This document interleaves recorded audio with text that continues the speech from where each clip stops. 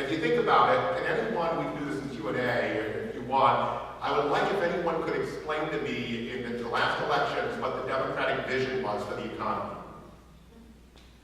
Now, someone can try later, and that's the problem. So it's not just about words, it's about ideas. We need fresh, compelling ideas that can actually improve people's lives and realize our values in the world, and we need to sell them in a way that's credible, that makes people believe all these things are possible, for them to believe in their own country and their own democracy again.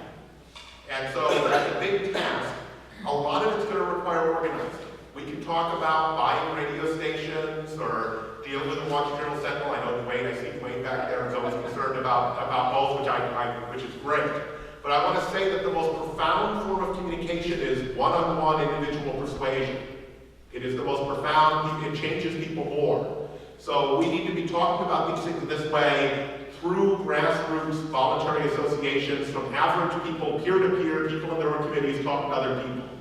And that's absolutely essential. I agree we need to deal with mass media, we need to deal with social media, but the personal part is a crucial piece here. And it is I'm going to say that organizing is a medium of communication. It's the most profound medium of communication. Now we'll get to having progressive radio, doing things like that. Those are important. I would say at this point though, if we had had more media vehicles, it wouldn't have mattered because we don't have the right vision and message yet. In other words, we can talk to a blue in the face. We need to know what to say to people. Now, the right, in many ways, developed what they were going to do and say what their values were before they took over all the mediums of communication. And we're never going to outgun them that way because they're the party of organized capital. So they're going to have more money, but they're never going to have the advantages we have of actually trying to represent the interests and values and the aspirations of real people. You see, that's the difference, and their vision is very negative. If you listen to, how many of you make yourself listen to right-wing radio? I turn it on for 10 or 15 minutes between meetings, so I can at least get what they're doing in a given day, if I can. A lot of it is dog whistle racism. And people familiar with that term? You've read Ian Lopez and a wonderful book called Dog Whistle Politics. The communication research is very profound on this. It says that coded racial appeals work very well as long as they are unconscious. It didn't used to be this way, but since the civil rights movement, people don't want to be consciously racist.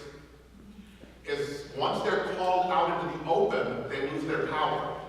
So we actually need a strategy across every issue to call out the use of strategic racism, because strategic racism is a huge part of their political success.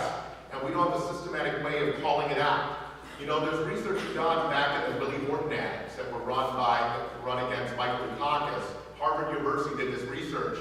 I don't know if you remember during the controversy, but Dukakis was doing kind of a John Kerry on Swiftboat and wasn't responding, right? They didn't want to bring more attention to it.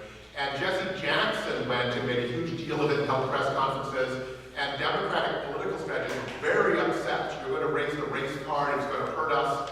Harvard found that once Jesse Jackson made the charges it was racist, it lost 77's impact.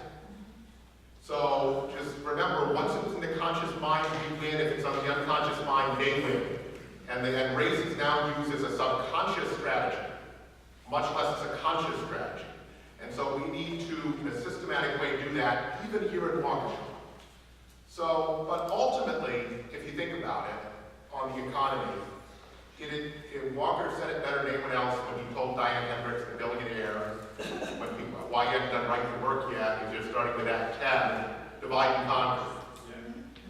So conservative ideology right now is about destroying any community of interest, making people in Waukesha think that they are in competition with people in Milwaukee, and that's the problem. And that targeting people in Milwaukee is somehow good for them. They should just be angry with them and put all of their own fears and anxieties upon them. When in fact, the immense levels of poverty and low-wage jobs and poverty-wage jobs in Milwaukee drag down the whole economy and produce opportunity for everyone. And so we need to create that community of interest. And that's what we need to do at a values basis. And so we need to go after all the various conservative tactics which divide us, and then give people, this is really a faith-based kind of solution, real faith and hope in what can happen. So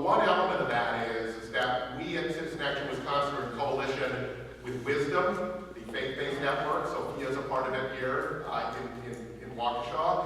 With the Wisconsin Council of Churches, the Wisconsin Council of Children and Families, we've had poverty summits around the state with religious leaders about doing something substantial about poverty and enough to change the system, not just handouts, not just more charity, changing the economic structure to fundamentally move the ball. For example, child poverty is that's the highest level of poverty is among children.